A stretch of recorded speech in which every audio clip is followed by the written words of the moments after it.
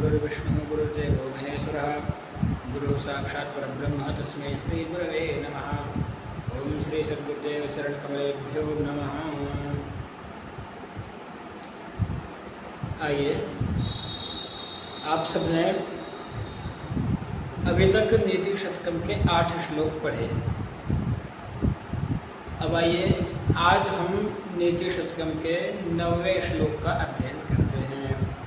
9वें श्लोक पर चर्चा करते हैं कि ये आचार्य जी 9वें श्लोक में क्या कहते हैं। तो सभी अपनी पुस्तक देखेंगे और मैं बोलता हूँ, ध्यान से सुनेंगे।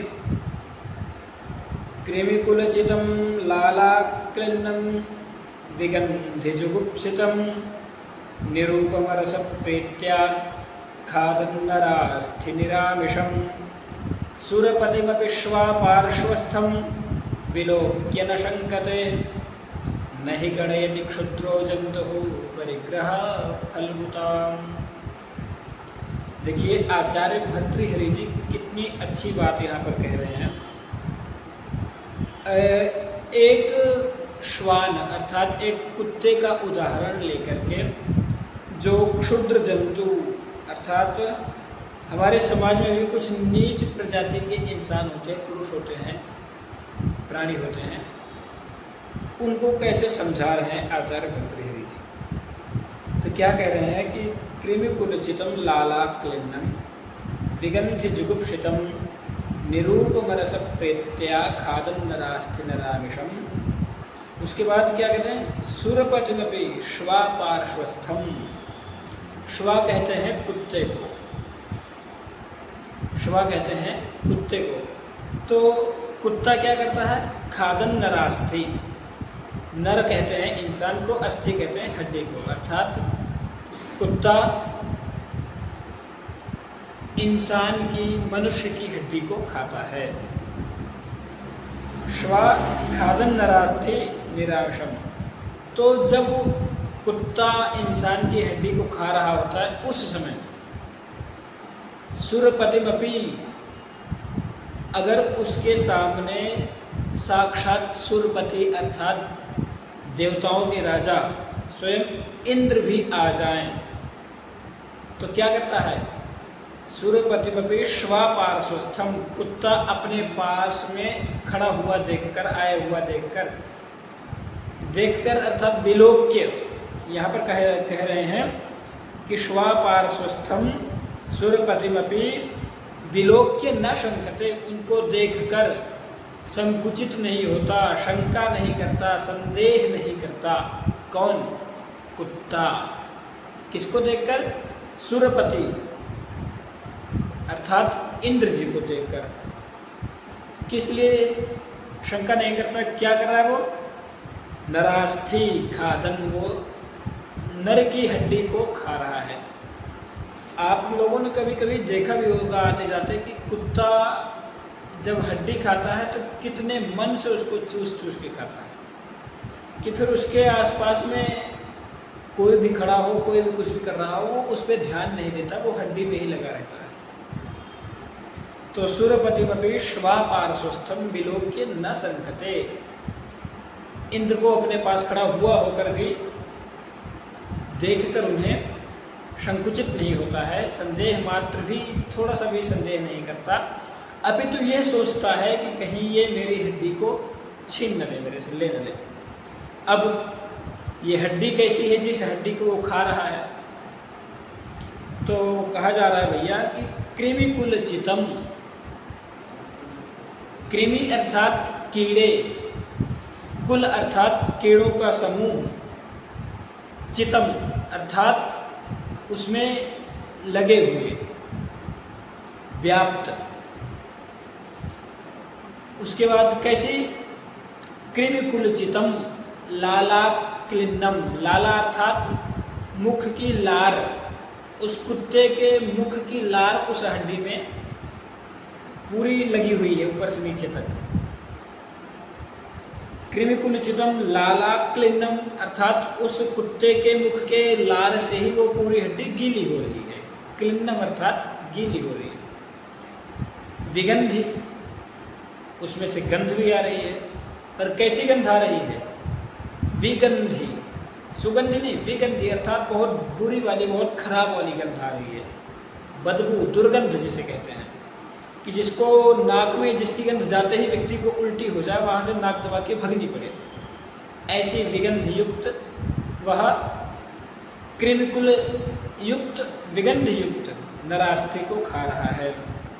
जुगुप्सितम, घृणास्पद है वह अस्थि, वह हड्डी, जिसको वो कुत्ता बड़े चाव के साथ चाट चाट के चूस चूस के खा रहा है।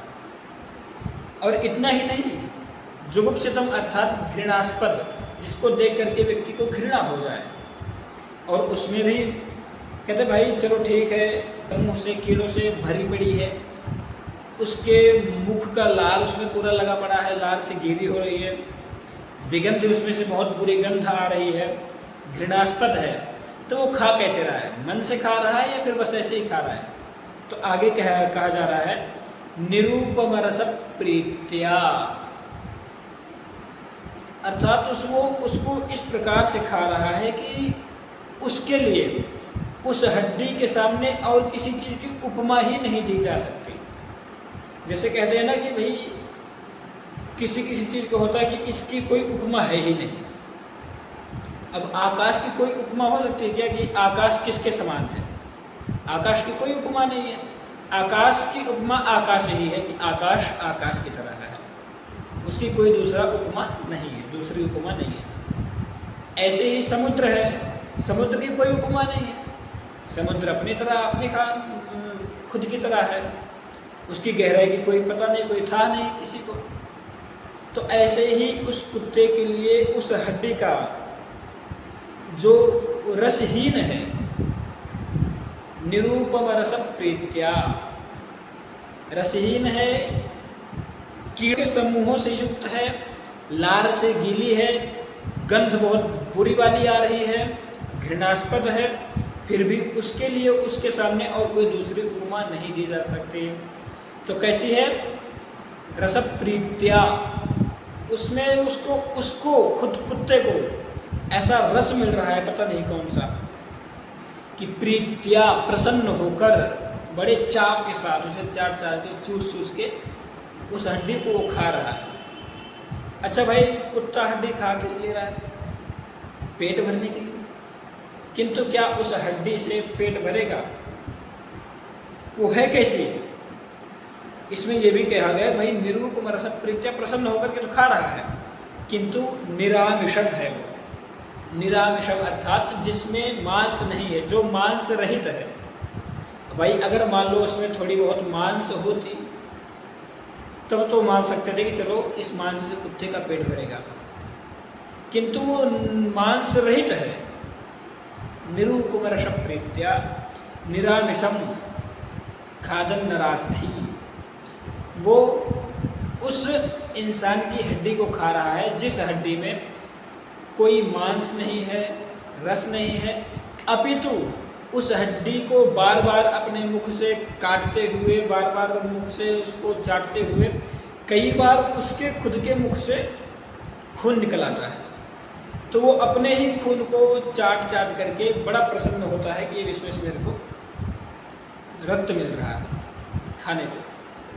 तो भैया आचार्य भर्तृहरि जी कहते हैं कि जिस प्रकार से वह कुत्ता उस कीड़ों की समूहों से भरी हुई हड्डी, उसकी अपनी लार से गीली हड्डी, बड़ी दूर तक बड़ी खराब बदबू फैलाने वाली, घृणास्पद और निरामिषम, जिसमें मांस का एक भी टुकड़ा नहीं है, थोड़ा सा भी नहीं है मांस, ऐसी हड्डी को वो बड़े प्रसन्नता के साथ खा रहा है, बड़े चाव से चाट रहा है, खा रहा है उसको। और उस पर भी सुरपतिम अपी, अपी मतलब भी, सुरपति को भी अपने सामने खड़ा हुआ देखकर, विलोक्य देखकर, न शंकते, संकुचित नहीं होता, शंका नहीं करता, संदेह नहीं करता।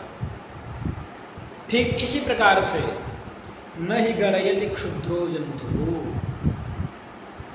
आचार्य भर्तृहरि जी कहते हैं कि जैसे वह कुत्ता उस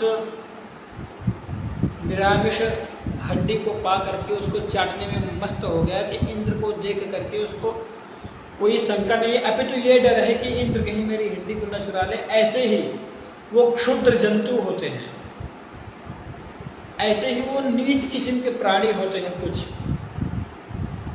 जो कि परिग्रह फलभूताम, थोड़ा इधर उधर से कहीं से कोई तुच्छ सी चीज, फलभूताम अर्थात तुच्छ सी चीज, परिग्रह पा लेते हैं, अर्जन कर लेते हैं, अर्जित कर लेते हैं। तो क्या सोचते हैं कि उनके सामने कोई अच्छा व्यक्ति आए, कोई बड़ा व्यक्ति आए, कोई सभ्य व्यक्ति आए, तो उससे देखकर, उसको देखकर वो डरते हैं, उससे घृणा करते हैं उस व्यक्ति से। क्यों?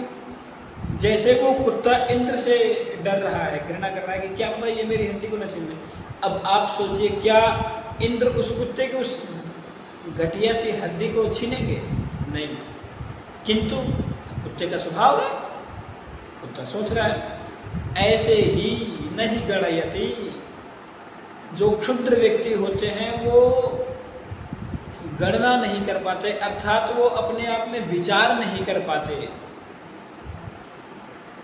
इसलिए वो किसी अपने सामने आए हुए सभ्य अच्छे कुलीन व्यक्ति को देख करके डर जाते हैं कि क्या पता ये कहीं मेरी इस नीचता को मेरे से छीन न ले, जैसे कुत्ता सोच रहा है। तो भैया हमें कोशिश करना है, आचार्य भर्तृहरि जी बता रहे हैं कि ऐसे क्षुद्र जंतुओं से, ऐसे नीच किस्म के प्राणियों से बच के रहना चाहिए, जो कि उस कुत्ते की तरह निरामिष हड्डी को खाने में बहुत बड़ा आनंद प्राप्त करते हों अपने आप को, किंतु उसमें मिलता कुछ नहीं है। ऐसे ही उन क्षुद्र जंतुओं से, उन क्षुद्र प्राणियों से हटके रहना चाहिए, जिनके पास है तो कुछ नहीं,